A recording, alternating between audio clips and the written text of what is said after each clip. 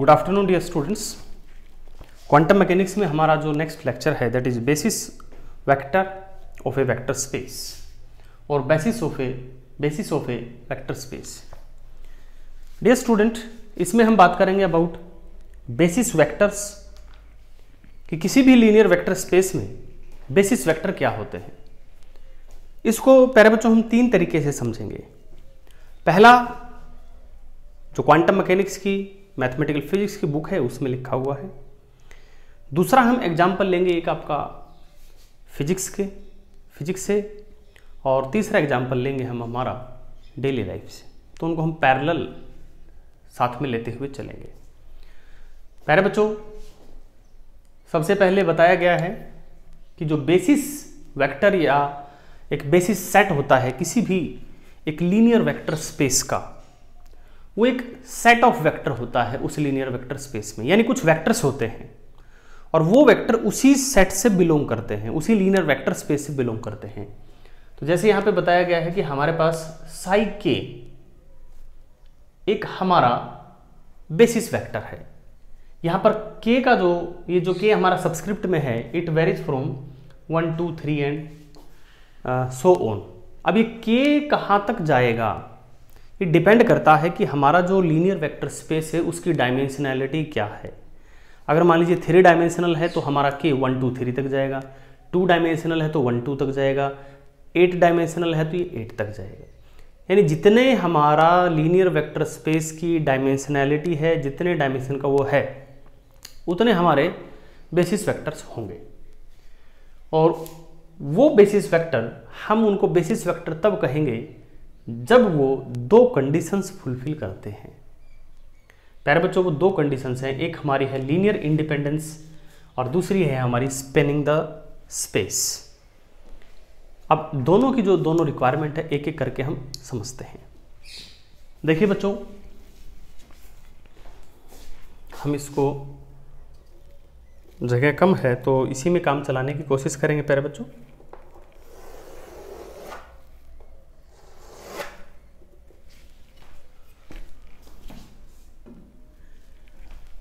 देखिए प्यारे बच्चों, हमारे पास एक लीनियर वेक्टर स्पेस है V3। पहले के लेक्चर में भी आपको बताया, लेकिन यहां फिर भी बता देता हूं। V3 है हमारा a set of all vectors in a 3 dimensional space. Set of all vectors in 3 dimensional space. यानी आप इस स्पेस में कोई भी एक वेक्टर मान लीजिए, अपनी मर्जी से कोई भी वेक्टर बना लीजिए, वो वेक्टर आपको इस V3 में मिलेगा। ठीक है। बेसिस सेट हमने बताया है कि किसी भी लीनियर वेक्टर स्पेस का ही एक उसी के वेक्टर से उसी के लीनियर वेक्टर स्पेस से ही बिलोंग करते हैं हमारे बेसिस सेट। तो जो हमारा V3 जो है, V3 जो हमारा एक लीनियर वेक्टर स्पेस है, इसी से हमारे बेसिस वेक्टर बिलोंग करेंगे। ठीक है। फिर उसके बाद बात आती है प्यारे बच्चों कि वो लीनियर इंडिपेंडेंट होंगे। और उससे पहले मैंने बताया था कि वो कितने होंगे, वो डिपेंड करता है डायमेंशनैलिटी पे। हमारे यहाँ पर इसकी डायमेंशनैलिटी है 3, क्योंकि हम 3 डायमेंशनल यूक्लिडियन स्पेस की बात कर रहे हैं। तो इसमें जो बेसिस वेक्टर्स होंगे प्यारे बच्चों वो 3 होंगे। आप जानते हो उनको पहले से, I, J और K। ये हमारे इसके 3 बेसिस वेक्टर हैं। प्यारे बच्चों, इसके साथ में एक एग्जांपल ले रहा हूं। जैसा मैंने पहले कहा था कि हम डेली लाइफ से एक एग्जांपल लेंगे। Let me select red colour. हम एक लेमोनेड, जिसको हम कहते हैं नींबू पानी, लाइम वाटर, ये बनाना चाहते हैं। ठीक है। तो ये हमारा लीनियर वेक्टर स्पेस है, लेमोनेड या नींबू पानी। मान लीजिए कोई भी घर आता है तो नींबू पानी तो हम बनाते ही हैं। अब ये तीनों हमारे एक साथ चलेंगे। आगे बढ़ते हैं। अब हम लीनियर इंडिपेंडेंस, ये प्रॉपर्टी है पहली, या ये रिक्वायरमेंट है हमारी पहली बेसिस सेट के लिए। लीनियर इंडिपेंडेंस का मतलब ये बताया गया है कि कोई भी एक वेक्टर को आप दूसरे वेक्टर की टर्म में नहीं लिख सकते। एक वेक्टर, अगर आपके पास एक बेसिस वेक्टर है तो दूसरे बेसिस वेक्टर की मदद से आप पहले को नहीं लिख सकते। दूसरा इसमें यह बताया गया है कि अगर आपके पास एक इक्वेशन है, जो ये लीनियर इक्वेशन है प्यारे बच्चों, ये लीनियर इक्वेशन क्या करती है कि हमारे कुछ जो बेसिस वेक्टर्स हैं, जरूरी नहीं है कि हम सारे के सारे लें, अगर हम 2, 3, 5 कम भी ले लेते हैं तो भी कोई प्रॉब्लम नहीं है, लेकिन अगर हमारा k डायमेंशनल वेक्टर स्पेस है उसके लिए हमने ये सारे बेसिस वेक्टर का मल्टीप्लिकेशन किया किसी कांस्टेंट के साथ, दिस इज ए कांस्टेंट, और उनको ऐड किया, समेशन बता रहा है कि हमने उनको ऐड किया, then we get an equation.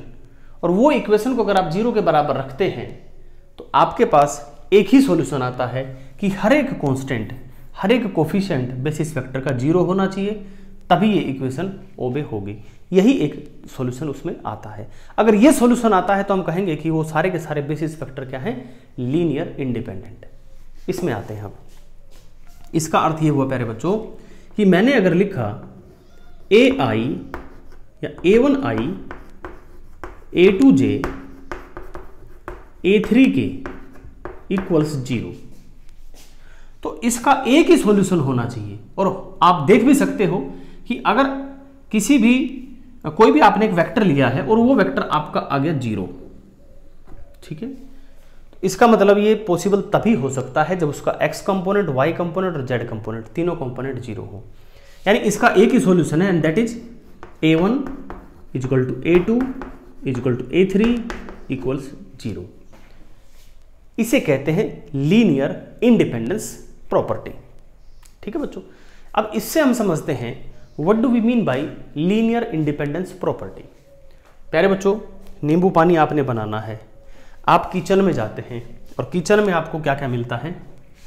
Kitchen में आप देखते हैं आपके वहाँ साल्ट रखा है, आपके वहाँ शुगर रखी है, आपके वहाँ वाटर है, रसोई में आपके वहाँ लेमन है,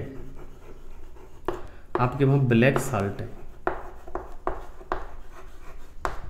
आपकी रसोई में। अब देखिए मैं जो टर्म्स यूज़ कर रहा हूँ मुझे नहीं पता कि वो आपके देश में या आपके राज्य में आप उनको जानते भी हैं कि नहीं। मिश्री एक चीज़ होती है, आपने देखा होगा, मिश्री, ठीक है, तो उसको अंग्रेजी में मुझे नहीं पता क्या कहते हैं, लेकिन मैं उसको मिश्री ही लिख रहा हूँ, मिश्री है, ठीक है।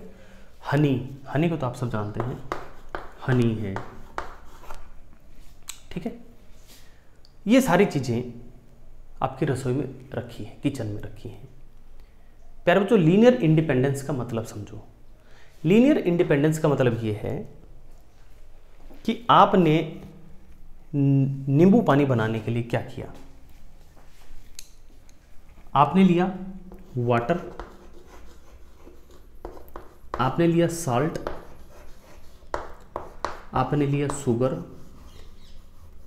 और आपने लिया लेमन, और ये आपने नींबू पानी बना दिया। पानी पिया, बड़ा अच्छा लगा। बट मान लो बच्चों, किसी कारण से किसी दिन आपके घर शुगर नहीं है, चीनी खत्म है, और कोई मेहमान आ गया और आपसे आपकी माताजी या पिताजी कहते हैं भाई नींबू पानी बना लो। तो प्यारे बच्चों, लेकिन आप देखिएगा चीनी खत्म है, लेकिन आप उसमें हनी डाल सकते हो। हनी भी नहीं है तो आप उसमें मिश्री डाल सकते हो, यानी चीनी का काम आपने मिश्री से ले लिया। तो मैं ये कह सकता हूं कि चीनी, मिश्री, हनी ये लीनियर डिपेंडेंट हैं, लीनियर डिपेंडेंट हैं, ओके। लेकिन अगर चीनी है, साल्ट नहीं है, तो आप ब्लैक साल्ट से काम चला लोगे। तो हम कहेंगे साल्ट और ब्लैक साल्ट लीनियर डिपेंडेंट हैं। लेकिन प्यारे बच्चों, किसी कारण से अगर घर में ना साल्ट है ना ब्लैक साल्ट है, अब आप इनका काम ना हनी से चला सकते ना मिश्री से चला सकते। साल्ट का काम साल्ट करेगा। तो हम ये कह सकते हैं साल्ट और शुगर लीनियरली इंडिपेंडेंट हैं, यानी साल्ट का काम साल्ट करेगा, शुगर का काम शुगर करेगी। इन द सेम वे जो हमारा एक्स कंपोनेंट है, जो हमारा वाई कंपोनेंट, जो हमारा जेड कंपोनेंट है, उसके लिए हमारे पास यूनिट वेक्टर्स हैं आई, जे और के। तो जो काम आई ने करना है वो आई ही करेगा, आप उसको जे की हेल्प से नहीं कर सकते। जो काम जे करेगा वो जे ही करेगा, आप उसे आई या के की हेल्प से नहीं कर सकते। इसलिए हम कह सकते हैं कि आई, जे, के ये तीनों लीनियरली इंडिपेंडेंट वेक्टर्स हैं। तो प्यारे बच्चों, जो सबसे पहली हमारी रिक्वायरमेंट है किसी भी वेक्टर स्पेस का बेसिस वेक्टर होने के लिए, वो ये है कि जो बेसिस वेक्टर हैं they must be linearly independent. Is it clear? This is the first requirement. Now come to our second requirement. The second requirement is spanning the space. Spanning the space का मतलब ये है प्यारे बच्चों कि जब हमने V3 एक लीनियर वेक्टर स्पेस कंसिडर किया है which is a set of all vectors in 3-dimensional space, तो प्यारे बच्चों I, J, K और रियल नंबर्स, ठीक है, तो उनमें वेक्टर तो हमारे तीन ही ये हुए। With the help of I, J, K and real numbers, आप इस V3 स्पेस के कोई भी वेक्टर को लिख सकते हैं, बना सकते हैं। यानी आप कोई भी वेक्टर सोच लीजिए एक 3-डायमेंशनल स्पेस का, वो इन तीनों की मदद से और रियल नंबर से बन जाएगा। इसे कहते हैं स्पैनिंग।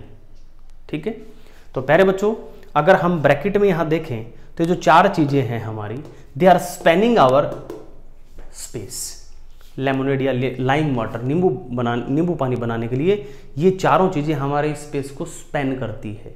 स्पैन का मतलब क्या है कि इन चारों चीजों से ये बन जाएगा। ठीक है, तो इन तीनों से और विद द हेल्प ऑफ, मैंने बोला ना real vectors, sorry real numbers, ये V3 आपका बन जाएगा। ठीक है, तो स्पैनिंग ऑफ स्पेस में मैंने यहां पे लिखा हुआ है कि कोई भी वेक्टर जो लीनियर वेक्टर स्पेस से बिलोंग करेगा, इस वेक्टर को हम बेसिस वेक्टर की टर्म में लिख सकते हैं लीनियर कॉम्बिनेशन से। तो ये हमारा बेसिस वेक्टर है साई के, this is our basis vector psi के, ये रहा साई के, और साई के multiplied with some constant which may be real और कॉम्प्लेक्स, वो तो डिपेंड करता हमारा स्पेस के ऊपर, बट फिलहाल अगर रियल मान लो तो these are our real constants. इनका लीनियर कॉम्बिनेशन से आप कोई भी वेक्टर बना सकते हैं इस वेक्टर स्पेस V का। समझे प्यारे बच्चों? और लास्ट में ये मैंने लिखा है, ये जो दोनों बातें मैंने एक्सप्लोर करके लिखी, उसको हमने प्रिसाइज करके लिख दिया है। क्या? A set of linearly independent vectors, linearly independent vector which span a vector space, जो पूरे वेक्टर स्पेस को स्पैन करते हैं उसे हम कहते हैं बेसिस। प्यारे बच्चों अभी इसमें जो सब स्पेस है, डायमेंशनैलिटी है, ये चीज़ें मैं और क्लियर कर देता हूँ अभी इसी एग्जाम्पल से, क्योंकि आगे हम बढ़ेंगे। चलिए, मैंने एक लीनियर वेक्टर स्पेस और लिया, मैं कलर अलग बदल लेता हूँ प्यारे बच्चों।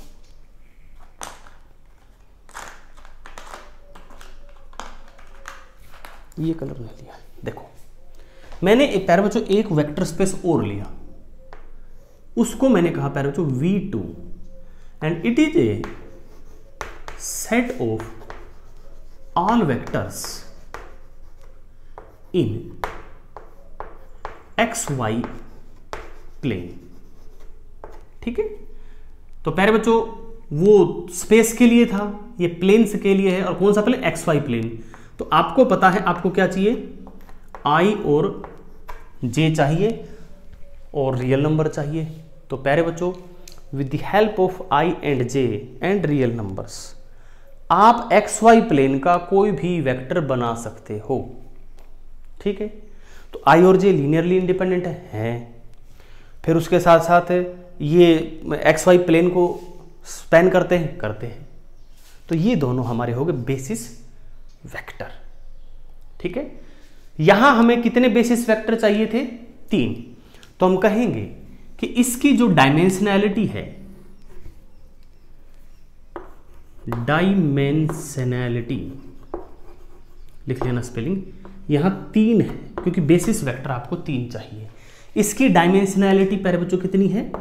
2 है, क्योंकि आपको कितना चाहिए, 2 बेसिस वेक्टर।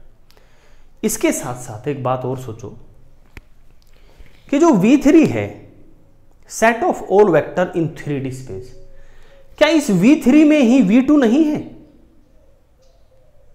ध्यान से देखो, V3 में हमारा V2 भी है, तो हम क्या कह सकते हैं, आवर V2 इज ए सब स्पेस ऑफ V3, क्योंकि XY प्लेन के जितने भी वेक्टर्स हैं वो इस V3 में भी हैं, तो V2 is the sub space of V3। अब हम इस पे आते हैं, इससे समझते हैं what do we mean by subspace. देखो प्यारे बच्चों, नींबू पानी, ये रहा जी नींबू पानी। मेरे को पानी चाहिए, मेरे को साल्ट चाहिए, मेरे को शुगर चाहिए, मेरे को लेमन चाहिए, तो इसकी डायमेंशनैलिटी 4। देखो इसको हालांकि डायमेंशनैलिटी नहीं कहना चाहिए मेरे को, लेकिन हम एक जनरल एग्जाम्पल ले रहे हैं, फिजिक्स का एग्जाम्पल नहीं है ये बस एक समझ लीजिए, इसको साथ लेने के लिए है। ये 4 बेसिस वेक्टर हैं और लीनियरली इंडिपेंडेंट है। लीनियरली इंडिपेंडेंट का मतलब वाटर हटा दिया, अब बना लो नींबू पानी, नहीं बनेगा, ठीक है। अगर आप साल्ट हटाते हैं तो साल्ट का काम साल्ट ही करेगा, शुगर नहीं कर सकता। वाटर का काम वाटर ही करेगा, लेमन का काम लेमन ही करेगा। ये चारों लीनियरली इंडिपेंडेंट है, ठीक है प्यारे बच्चों। तो ही नींबू पानी बनेगा, तो इसका डायमेंशनैलिटी हो गया 4। लेकिन आपके घर पे गेस्ट आए, आपके मम्मी या पापा ने कहा भाई नींबू पानी बना के लाओ। आप जैसे ही बनाने चले, आपके गेस्ट बोले बेटे रुको। अब एक उनमें से बोलता है कि मेरे को बीपी है, उनमें से एक बोलता है मेरे को बीपी है, मेरे नींबू पानी में नमक मत डालना। आप कहेंगे ठीक है। तो आपने बनाया नींबू पानी, सभी के लिए तो बनेगा इसका, और उस एक आदमी के लिए कैसा बनाओगे आप उसमें वाटर डालेंगे, आप उसमें शुगर डालेंगे और आप उसमें लेमन डालेंगे। ये भी नींबू पानी है, लेकिन इसका dimensionality 3 and this is a सब स्पेस ऑफ दिस। क्लियर प्यारे बच्चों और नॉट क्लियर? ठीक है। ऐसे ही यूं भी हो सकता है, कोई ये कहते, उन जो गेस्ट आए उनमें से क्या कहता है भाई मेरे को डायबिटीज है। भाई जिसको डायबिटीज है उसके नींबू पानी में आप नमक तो डाल सकते हैं लेकिन शुगर नहीं डाल सकते, लेकिन नींबू पानी तो फिर भी बनेगा ना। तो वो भी एक 3 डायमेंशन से हो जाएगा, वाटर होगा, साल्ट होगा, लेमन होगा, बन गया 3 डायमेंशन का। वो इसका क्या होगा, सब स्पेस, लेमनेड का सब स्पेस। कोई ऐसा भी हेल्थ कॉन्शियस हो सकता है, बोला जी मैं नमक भी नहीं खाता, मैं चीनी भी नहीं खाता, मेरे को तो प्लेन बना लो, सिर्फ नींबू और पानी।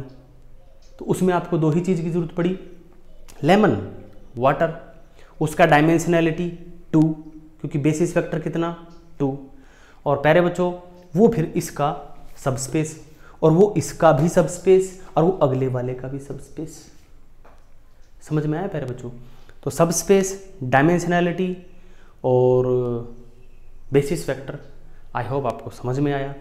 फिर इसके बीच में मैंने क्वेश्चन यहाँ पे लिखा हुआ है, why the sub space is called a linear vector space. इसको हम लीनियर वेक्टर स्पेस क्यों कहते हैं? वेक्टर स्पेस भी कहते हैं, लेकिन हम लीनियर वेक्टर स्पेस इसका पूरा नाम है। तो इसका नाम इसलिए लीनियर वेक्टर स्पेस है प्यारे बच्चों, देखो जहाँ यहाँ पे जैसे 3 बेसिस वेक्टर आपके पास है और मैं कहता हूँ कि एक वेक्टर बनाइएगा आप 3 डायमेंशनल स्पेस में। आपने अपनी मर्जी से बना दिया सर 7i - 2j + 5k, ये एक वेक्टर बना दिया, से this is a vector A. तो यहाँ पे आप क्या कर रहे हैं, बेसिस वेक्टर का एक लीनियर कॉम्बिनेशन ले रहे हैं। लीनियर कॉम्बिनेशन यानी बेसिस वेक्टर्स यहाँ सिंगल पावर में है, दे हैव 1 पावर, ठीक है, इसलिए ये लीनियर कॉम्बिनेशन है, तभी हम इनको कहते हैं लीनियर वेक्टर स्पेस।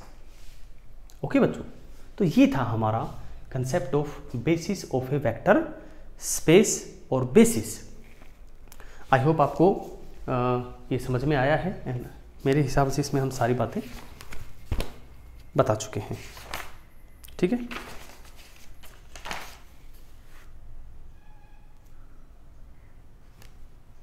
ठीक है प्यारे बच्चों, thanks for watching the video.